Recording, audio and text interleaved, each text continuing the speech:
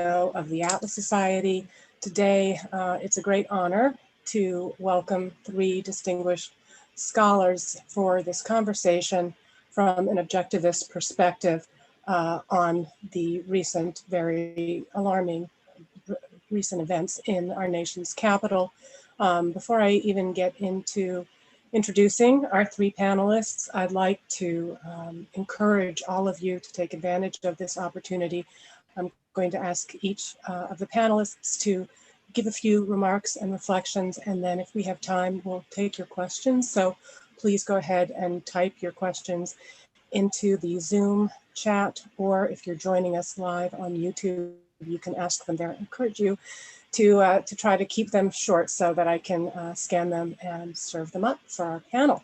So we are joined today by our founder, the founder of the Atlas Society, Professor David Kelley. He is a Princeton-trained philosopher, teacher, writer. He is author, of course, of The Evidence of the Senses, a treatise in epistemology and the art of reasoning, as well as, of course, Contested Legacy, Truth and Toleration in Objectivism. We are also joined by the Atlas Society's senior scholar, Professor Stephen Hicks. He is a professor of philosophy at Rockford University, as well as director of the Center for Ethics and Entrepreneurship, also at Rockford. Professor Hicks has written 5 books, including Explaining Postmodernism. Jordan Peterson calls it the book on postmodernism, and we agree. That's why we recently published the Pocket Guide to Postmodernism that Professor Hicks penned the introduction to. His other books include Nietzsche and the Nazis, Entrepreneurial Living, The Art of Reasoning, and Liberalism, Pro and Con. Finally, we are joined by Professor Richard Salsman. He is a lecturing fellow of political science at Duke University. He's a senior fellow at the American Institute for Economic Reform. He is the founder and president of Inner Market Forecasting. He also hosts a live online seminar for students, Morals and Markets, which I've had the privilege of auditing. He has also authored scores of articles and 5 books as well, including most recently, Where Have All the Capitalists Gone? Gold and Liberty, and his work has been featured in Perspectives on Ayn Rand's Contributions to Economic and Business Thought. So thank you. Thanks all for joining us. Pleasure to be here. Great. Well, of course, we will start off with our founder, David Kelley, and he was in Washington, D.C. last week when the rioters broke into our National Capitol building, and he has a few personal thoughts as well as some philosophic reflections. David? Thank you, Jag. Yes, just to start on a personal note, I live in Washington, D.C., sort of on 14th Street in the middle of town, if you know the area, about a half mile from the White House, considerably farther from the Capitol. So, and I don't, despite being in Washington, I don't follow the news, on a good day, every day, but in the morning, and then I don't catch up with what happened during the day until the next day. So I'm not what you call a news hound or news junkie, but and in fact, last Wednesday afternoon, I was working on a piece of writing about the problem of universals, the epistemology of concepts, and I was deep into, I was miles away from Washington, mentally anyway. When I got an alert on my cell phone, an emergency alert that usually indicates a tornado coming, and I didn't think there was a tornado. The weather reports didn't indicate it, but I looked anyway and saw that the mayor of Washington, Muriel Bowser, was declaring a 6 o'clock curfew, which is kind of unusual, even during the COVID era, to shut down the nightlife in the city. And I said, okay, I don't know what's going on, but I better get to Whole Foods and get my errands done if before the curfew starts. So I ran up there and they were just closing. I couldn't get in. And that's when I knew that something was serious was going on, when Whole Foods shuts down early. So I went back and began following things. And of course, I ended up saying a lot of the same things. I'm sure all of you did. It was, a weird, reenactment in one way of last summer here, where I was very close to a lot of the rioting, the demonstrations, the quote unquote mostly peaceful demonstrations that ended up with a lot of stores boarded up on my streets and windows broken. Except this was coming from Trump followers. And it immediately raised a question that's generated a lot of discussion. And I just want to put these topics on the agenda of the comparisons between what happened last Wednesday with Trump followers versus Antifa, Black Lives movements, and some of the other rioting actually that went on last summer. And just over New Year's Eve, there was more rioting in Portland, Oregon, where there had been, some Molotov cocktails thrown at the courthouse there, and other hard objects lobbed at police and so forth. And another kind of point of comparison is the way the media treated it. It was very frustrating last summer, the number of things they did not cover about the violence, or the way they downplayed it. And of course, on Thursday morning, or long before that, and Wednesday in the major media, this was considered an outrageous insurrection.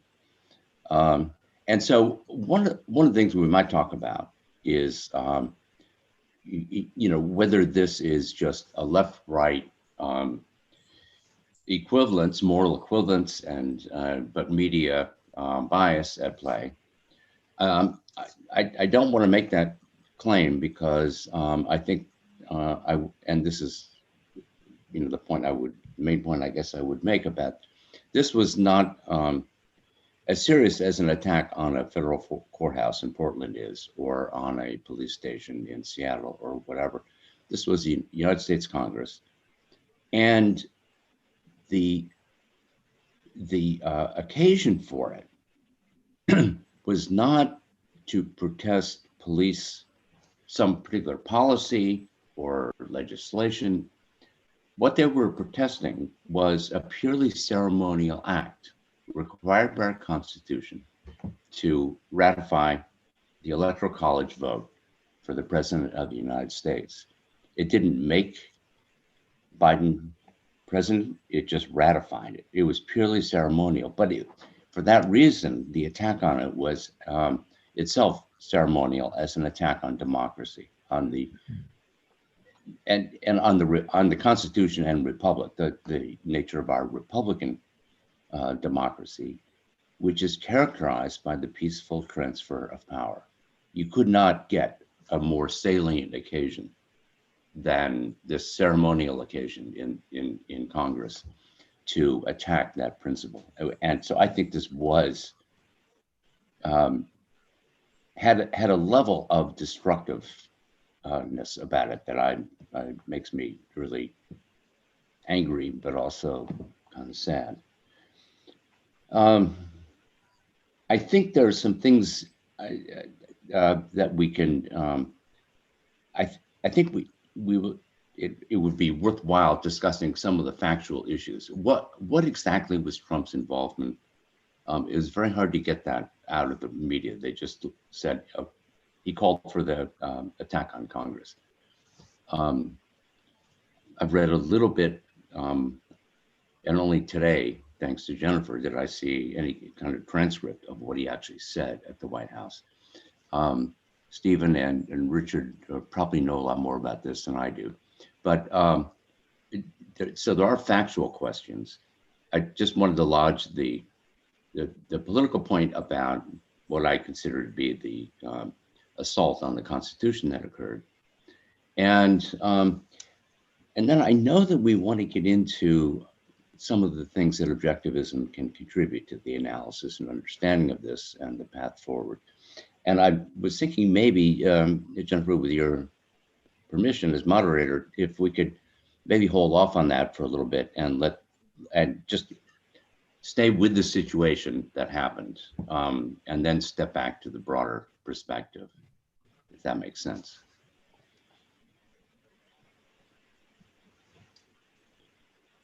Yeah, that sounds like a good idea. And because I do want to also talk about objectivism in terms of the politics and how we can kind of think about what's happened and understand it within a historical context, but also just each of us as individuals, as members of the society.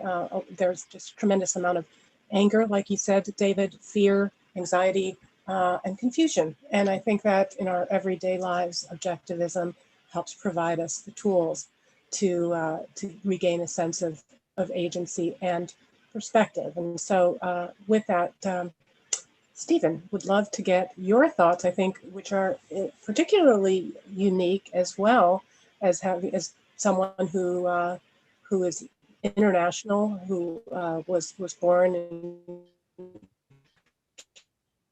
into how this is seen and understood from a global vantage. Yeah, I think I'm going to try to take a more philosophical than international perspective on this. And we're talking about disastrous recent events. The thing that first came to my mind was that this is almost like a capstone to an extraordinarily difficult and challenging year. So the DC demonstrations, protest invasions, and there are different groups involved in different degrees of seriousness and badness. But all of that is combined with a year of dealing with COVID, some successes there, but a lot of ineptitude and illiberal restrictions inappropriately, and now an escalation of social media cleansings and suppression. So it's extraordinarily difficult times intellectually and emotionally. So in organizing my thoughts, I kind of used a timeline of past, present, and future. So what specifically happened recently in Washington, D.C., and then how do we put that in a broader context about where we are now as a nation, as a culture, as a civilization, and so on.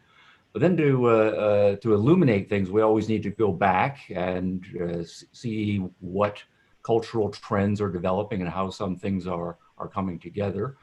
And then only once we accurately figure out where we are and how we got here, are we in a position then to say, well, what do we do about it? What are the appropriate solutions and so on? So I think for this initial 5 to 10 minute chunk of time that I have here, I want to try to say a few things about some of the important threads that have come together to try to figure out where we are right now in this cultural or anti-cultural moment. So one generational thing I would say is, this is a political point, is over the course of the last generation, of course, there's been a huge expanse in the power of the presidency and the executive branch. When I was young, people are already complaining about the vast expansion of those things. That has, with each successive president, whether Democratic or Republican, been an increasing concentration of power in one branch of government, and then particularly in the presidency. And that has both content and symbolic power. And politics is one of those things that makes people a little bit crazy all the time, but the more you have concentrated political power, the more craziness you can expect to be there. So that, I think, has generated a populist reaction. And while I think a lot of that has been destructive, there's some understandability to why that populist reaction has occurred to a concentration of power and all of the abuses that have come with that. Trump in particular, over the course of the last 4 years, I think he's both a symptom of those previous trends, but also an active contributor to the problem. So that's something on which political scientists can write a book or so, but I think that's an important background point for us to think about. There is an ongoing ideological battle between those of us who think of ourselves as real liberals against people who are anti-liberal in varying degrees. There are people who are more paternalistic. There are people who are outright opportunistic. Outright authoritarian, but then there also are any number of people who are just opportunistic. They want to be in charge. They want to tell people what to do, even if they're not specifically ideological about it. But real liberalism versus a resurgent paternalism, resurgent authoritarianism, and increasing chances for opportunism, that has meant we've scored some successes, but we've been losing a lot of territory over the course of the last generation. Now, I'm a professor primarily in my thinking, so I think the biggest issue, and I don't want to be a hammer seeing everything as a nail, but I do think our problems in higher education are the biggest problem.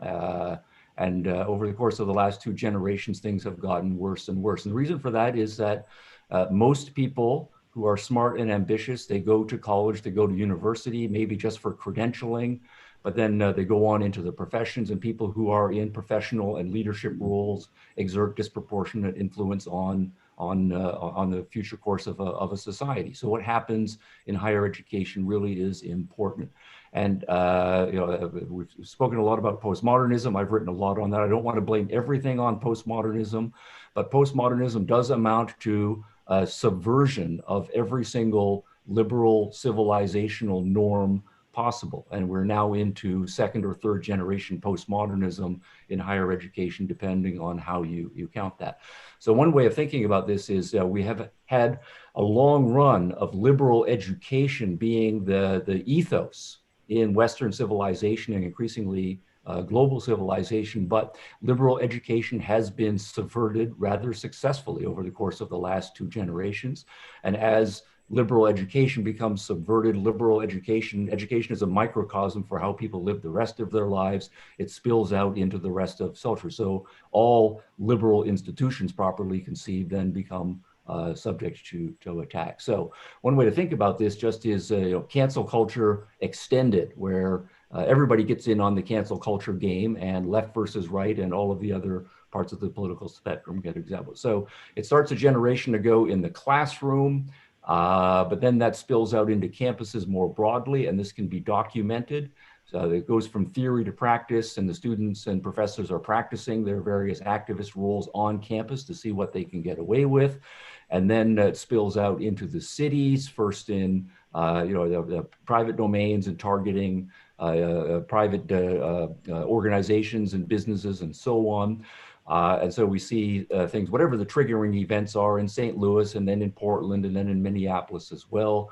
And then after that, explicit targeting of political institutions as well. In Seattle, for example, we're creating an Antifa anarchist special zone, and we're taking over the police station and all of the public and the private spaces.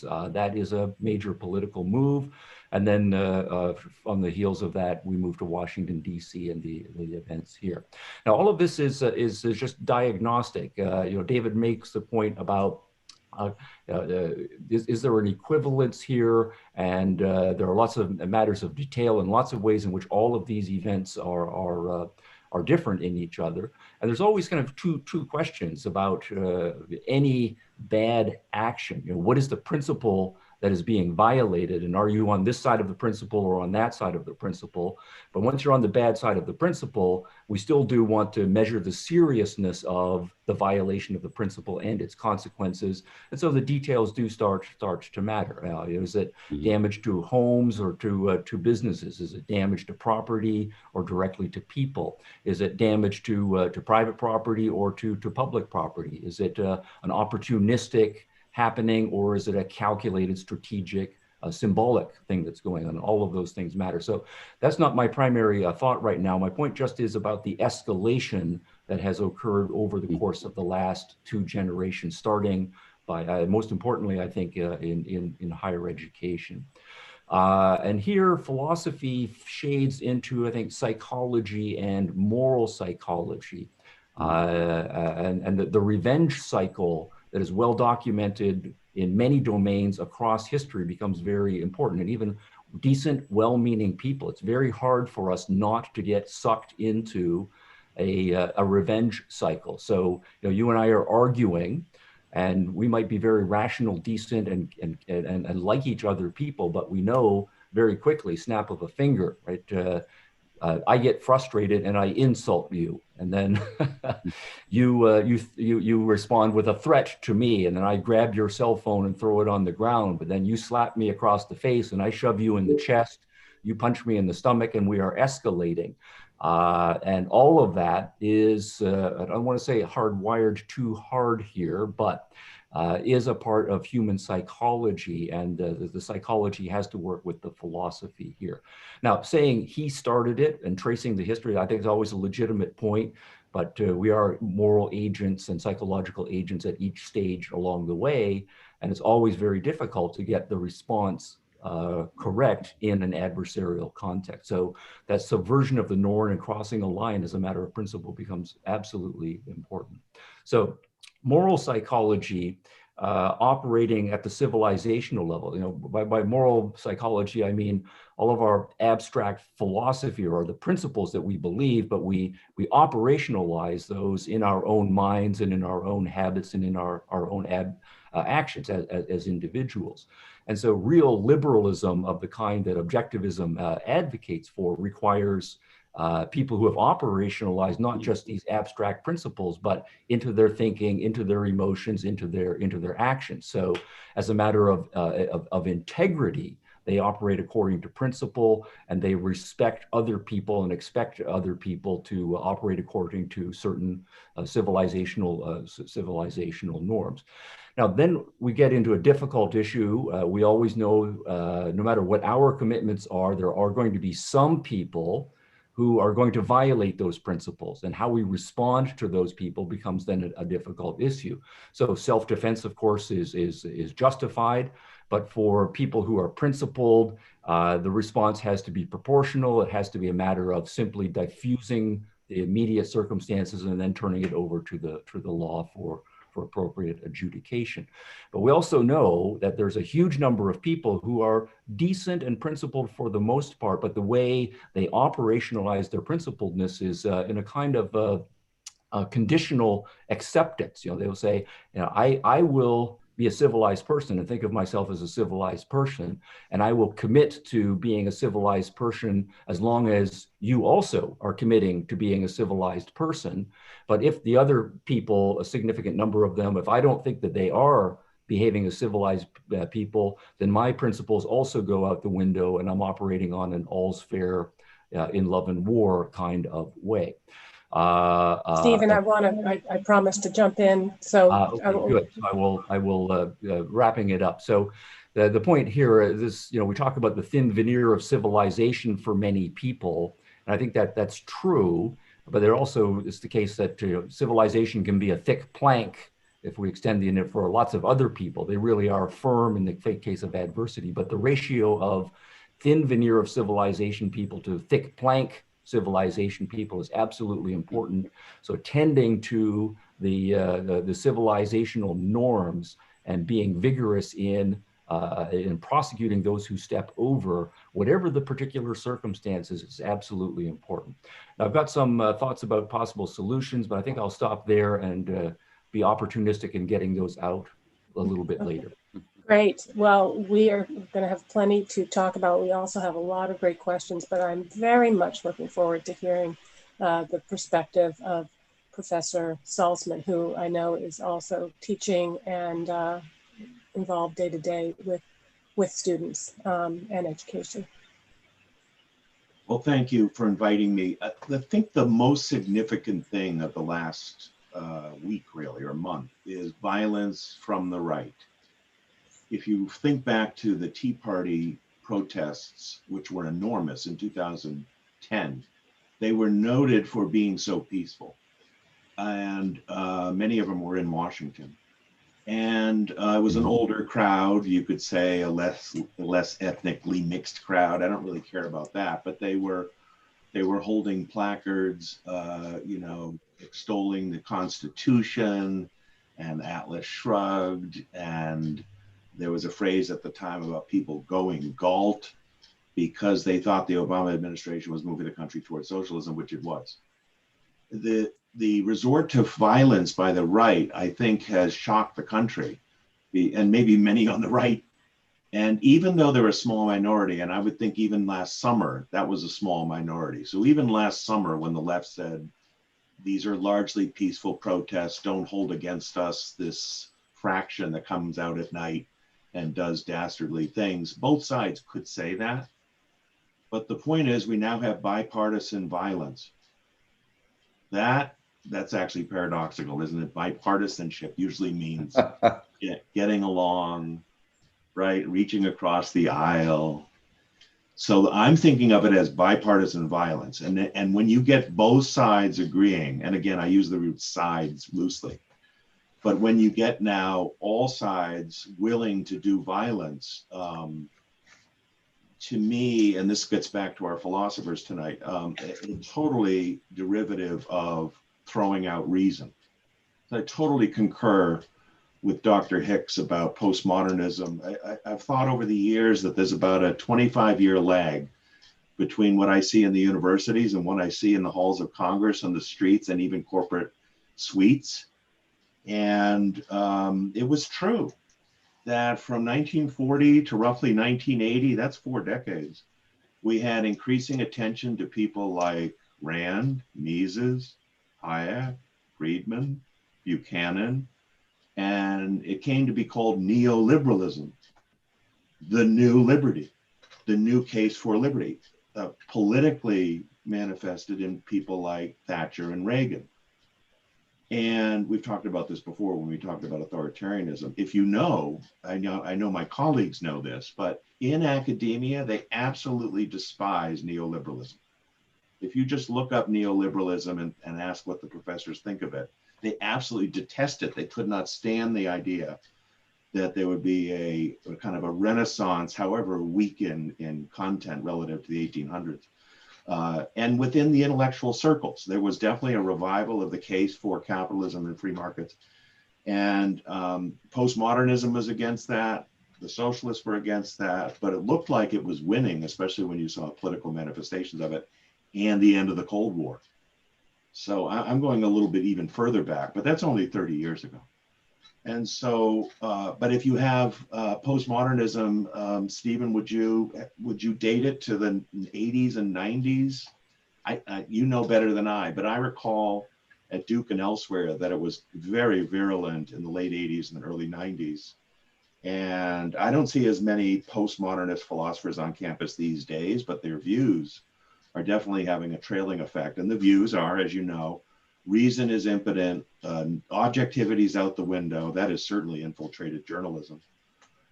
If you can't resort to reason and persuasion, you're going to resort to emotionalism, fisticuffs, violence, arson, looting.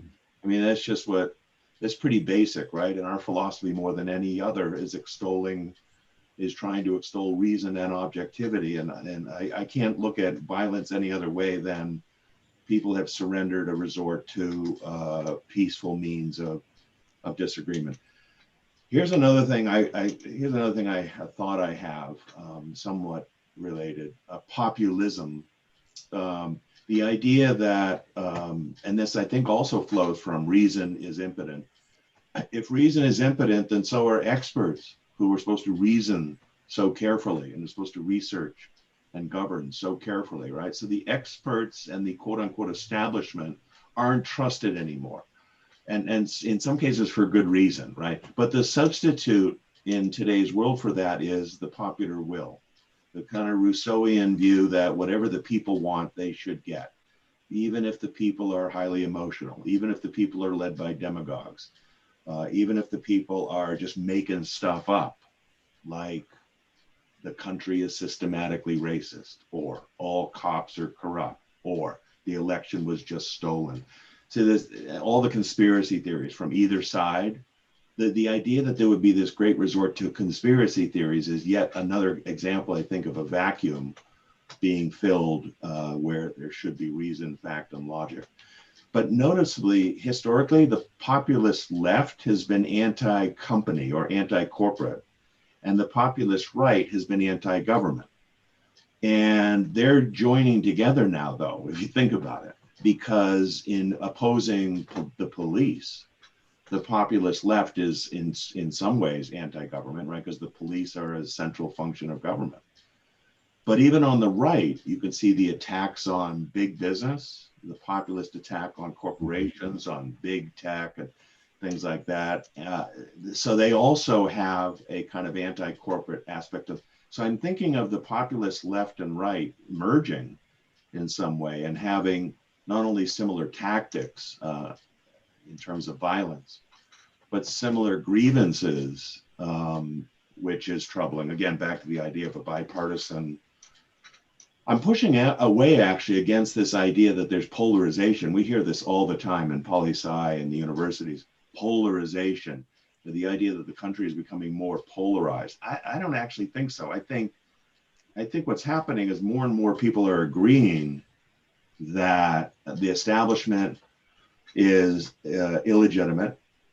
Elections are illegitimate. The left said that in 2016. Now the right is saying it in 2020. Institutions are illegitimate. The Constitution is illegitimate, according to the left.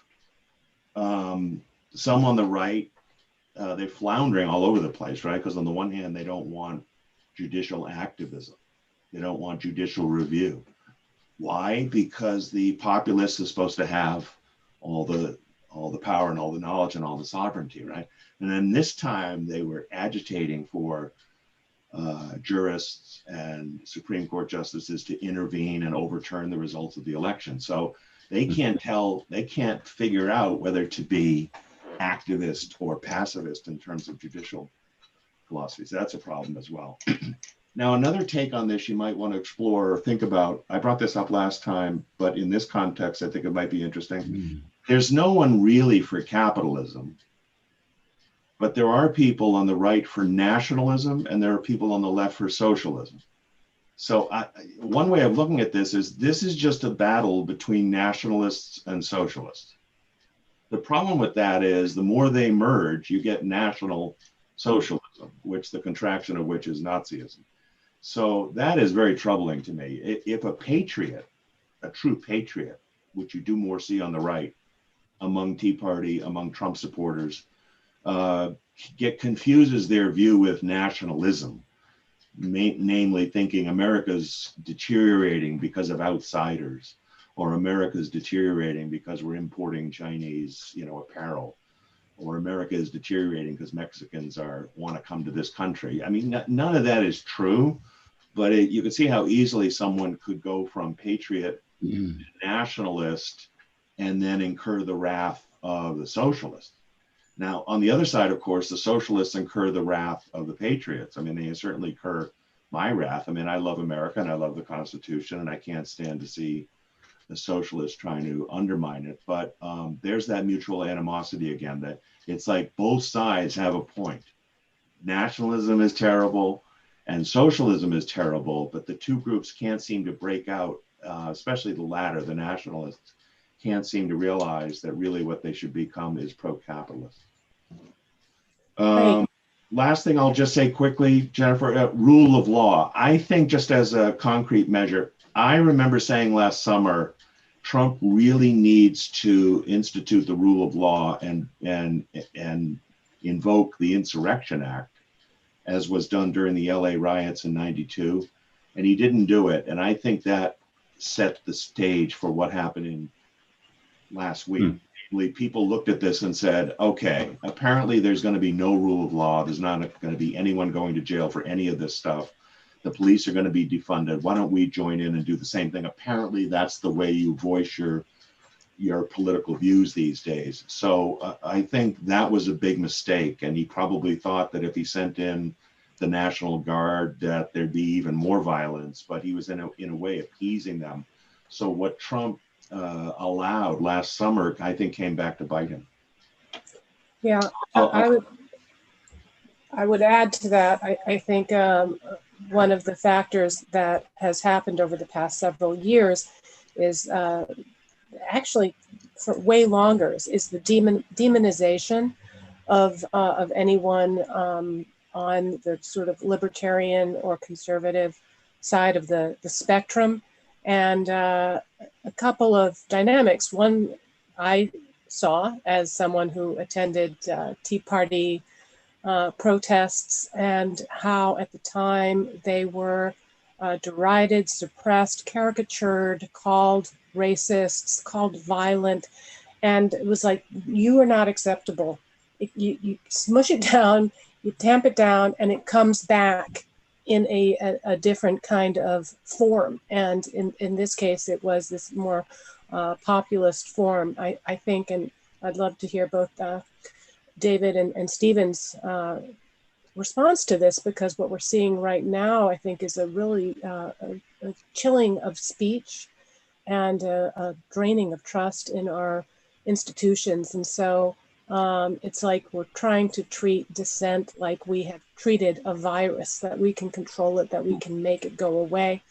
But there is, you can mitigate it. And I think more of a benevolence and a toleration is the way to do that, rather than trying to shut down opposing points of view. But we have got a lot of great questions here. So I also want to apologize to those who have asked so many questions. I'm not sure we're going to be able to get to them. We're not ignoring them, but this is a lively conversation, and I would love our philosophers and economists to be able to react to what the others have said. Well, if I could jump in with some of the points that I put off from earlier, but then this really builds on what Stephen and Richard were saying. There were two things that I thought of that Ayn Rand, two really important points she made that I think are especially relevant in the context of what we're talking about. One is she developed the idea of what she called the anti-conceptual mentality. It's an arrested ability to think conceptually. With, you know, people who have this can use language, but without clear definitions, and with the content of their ideas being not so much logical connections to reality as emotions that emerge. And indeed, another aspect of this is being driven much more by emotions than by analysis or thought, or especially by principles.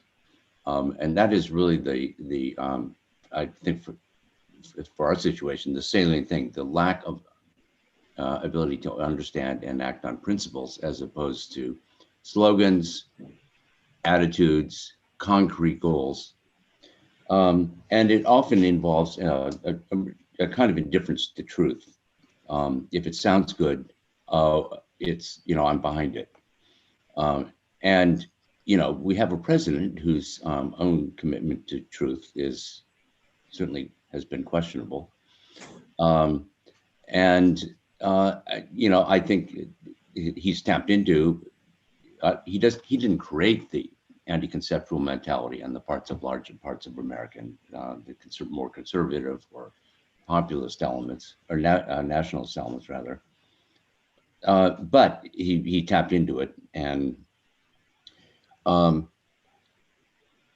but the consequence of, if you don't think in principles, how are you going to make decisions? How are you going to choose policies or politics or parties? It's by tribal means. The people you feel comfortable with, that's my tribe. The people who say the same things, that's my tribe.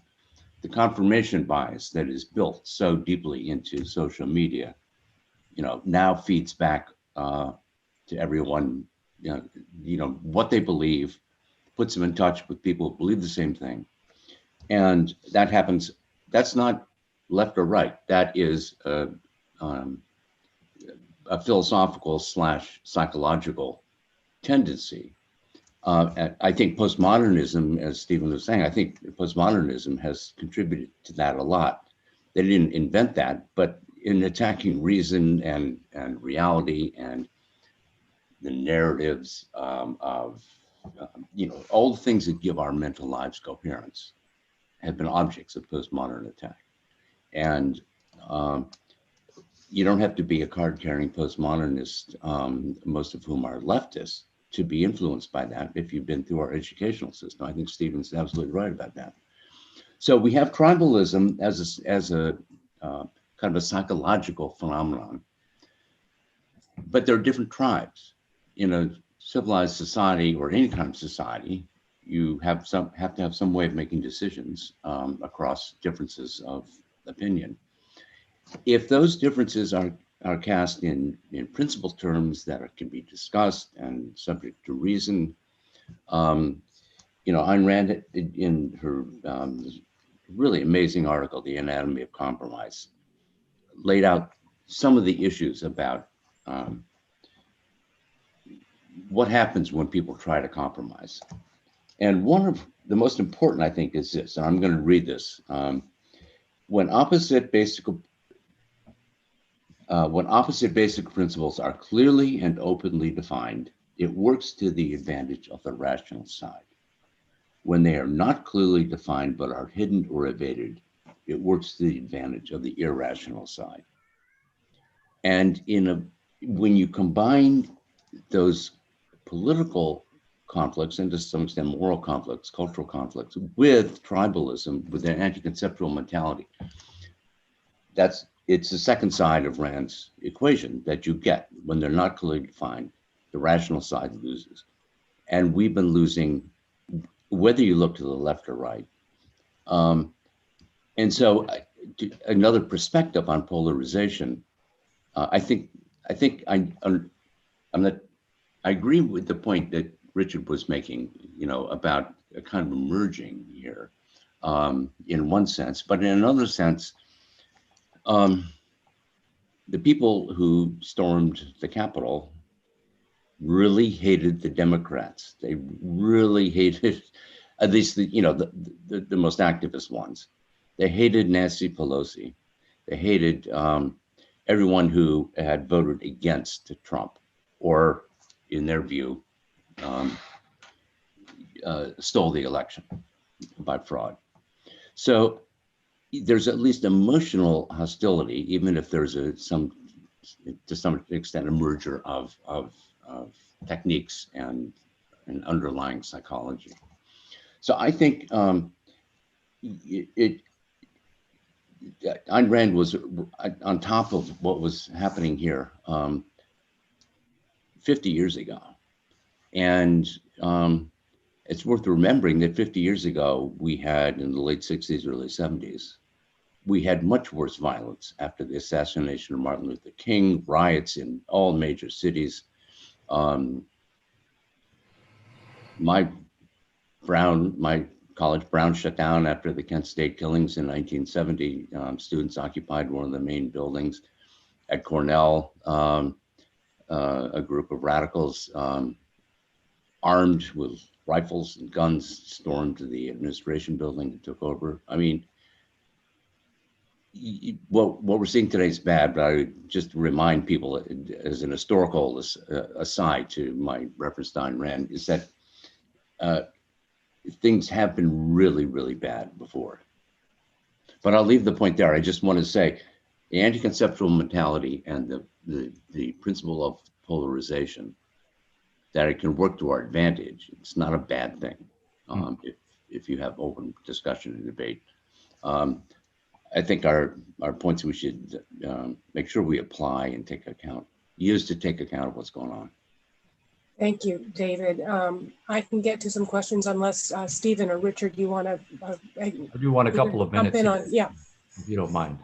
To me, the big question at this fragile point is how to stop the revenge cycle from getting worse, getting things to a comment where we can start to rebuild, retool, and so on.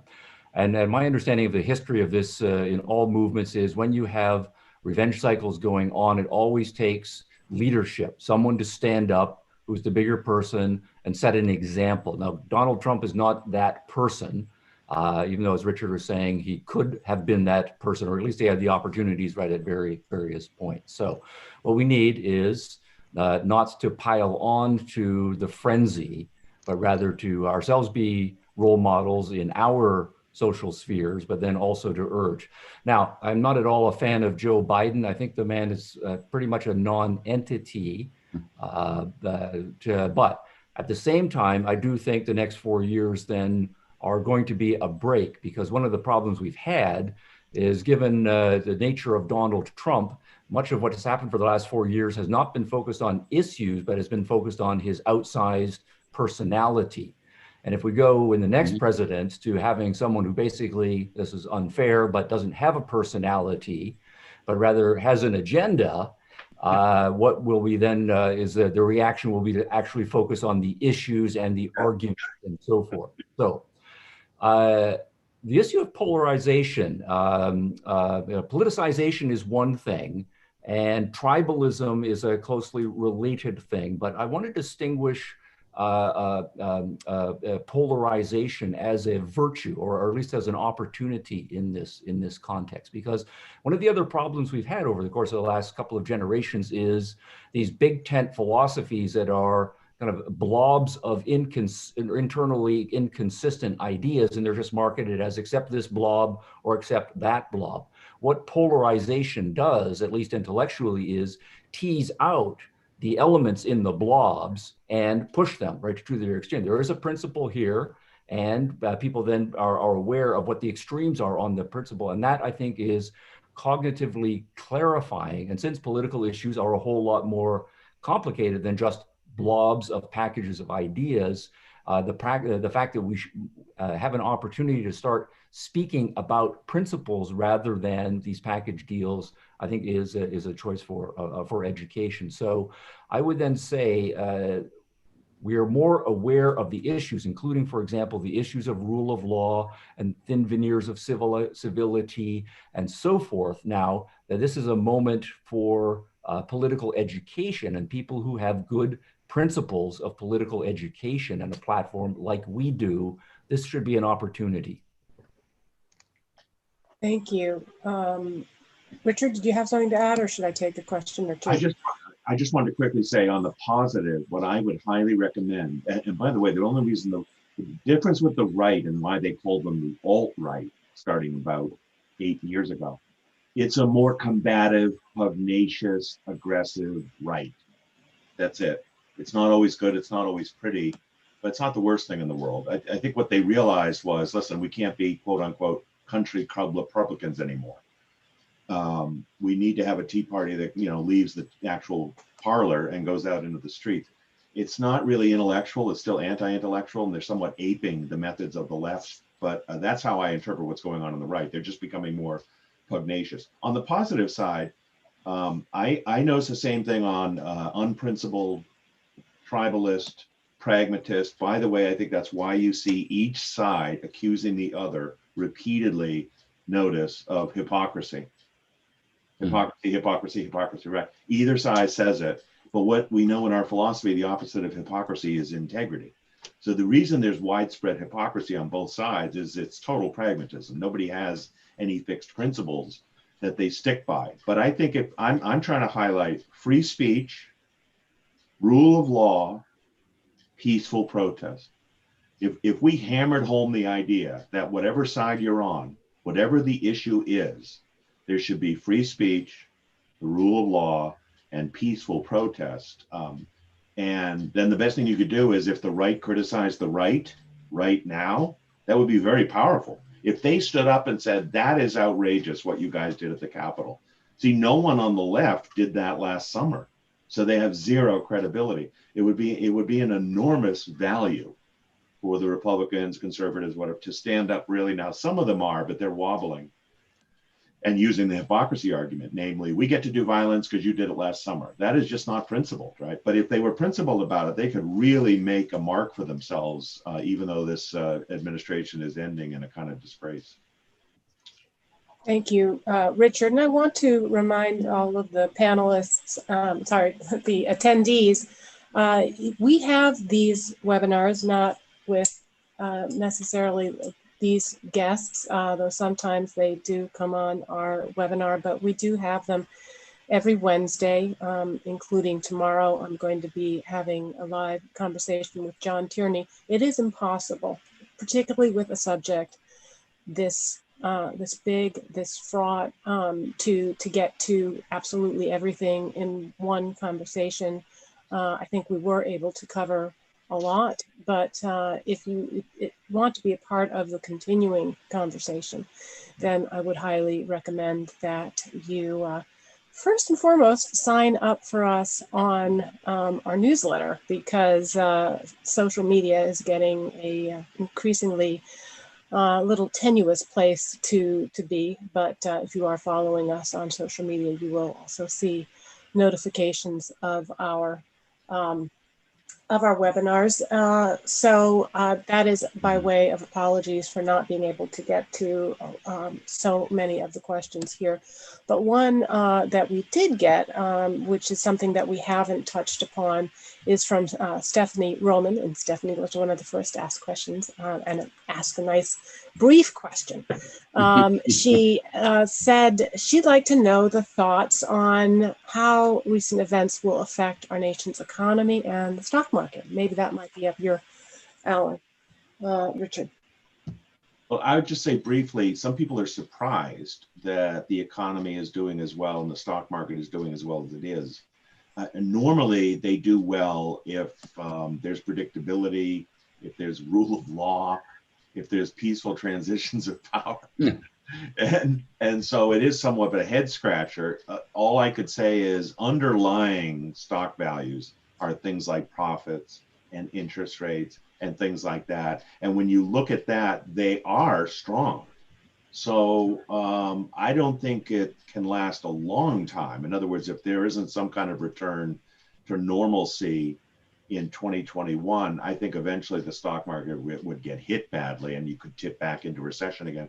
But I think it's a testament to the resiliency of the US economy that it has survived this rather terrible stretch of time. But for those of you wondering how the heck can the stock market be doing so well, I mean, it's not doing really well, but it's not tanking either. And it's because businesses, mostly big businesses, not small businesses, are remaining open and profitable. Thank you. We're going to be about 7 more minutes, so we'll get to a couple of other questions. I did want to acknowledge, got a comment from Neil Lawman early on saying Trump did not call to attack Congress, but I think David Kelley referred to that when he was talking about the transcript of the remarks. So that is a point. And then we also have a question here from Timothy, who wants to know, what about this corruption of the educational process, even before university, has it trickled down to the K through 12 level? Yeah, let me take that one. Yeah, absolutely. In both Canada, Australia, and United States, where I'm actively following education matters, not only at higher education as well. So schools of education at universities have been fertile grounds for not only postmodern ideas, although that's been the new 800-pound gorilla in schools of education, but all sorts of other anti-liberal philosophies. Once the theory was developed in the 60s and 70s, you started to see in the 80s and 90s transformations of the curricula at schools of education. What teacher candidates needed to learn in order to be minted and stamped and sent off into the world as teachers. And curricula and methodologies and administrations have been widely reshaped over the last 20 years. So yes, absolutely. I'm just also thrilled how much this series, these webinars have grown. We may need to start, sometimes you need to move into a bigger house. We may need to think about changing up our format so that we can be as inclusive as possible, and maybe even include some breakout sessions. Mark Steele has a real challenging question. He says, at what point per objectivism is the use of force against a government that does not do the job of protecting our inalienable rights justified? He's not suggesting that we've reached that point But when is that tipping point from an objectivist point of view? That's echoes a couple of the other questions that people said, you know, we were born of revolution, and that was justified for us. So any takers? Yeah, Ayn Rand actually addressed this question, for what it's worth. She was asked it, and she mentioned, I think it was 4 criteria. I can't remember them all. Maybe Richard or Stephen or Jennifer can remember. But one of them is restrictions on freedom of speech. Right. As long as we're free to speak and make our case against what the government is doing, we have a means of making change. Beyond that, I'm not sure, but we can look this up and provide it in whatever form would be useful, unless the rest of you can think of the other criteria. I remember that one, David. And the other one I remember is, ironically enough, open borders, but the ability to leave the country, not enter the country. Yes, right. Remember that if the border is closed and you have no free speech, and I think the third was, I think she said free and fair election, but I don't remember the fourth. But the border, if you can't leave and you can't speak, then you should revolt, something like that. And Yeah. And then there's one. I guess the one party rule is I don't know how you would define we've lost free speech, because as you can see in the last couple of weeks, it can happen very quickly, and then people can't figure out, is this corporations stifling speech? That's not quite censorship. That's not quite First Amendment. But the government's also immunizing them through that Section 230. It's a very murky thing. But there's certainly, wouldn't you say, David, a cultural hostility toward free speech, especially against those on the right. Oh yeah. I mean, it's been going on for years. The safe spaces, the canceling of speakers, books that don't get published when people object. And then everything that's going on currently with social media and claims of censorship are, you know, part of the same trend. So, I mean, this is a very timely question. And I think I don't think it's the question of armed resistance to the government is timely. If I ever thought that, watching what happened on Wednesday would have cured me of any such thought. Just looking at the kinds of people who are doing that, you know, the kinds of people who are available for that kind of violent activity. I don't want them running. I'd much rather have, you know, Joe Biden, whatever. But anyway, it's a good question, and we can provide the answer. And maybe also, David, unprecedented that you could have an entire year where the government shut down the economy and prevented you from leaving your house and returning to your job and things like that.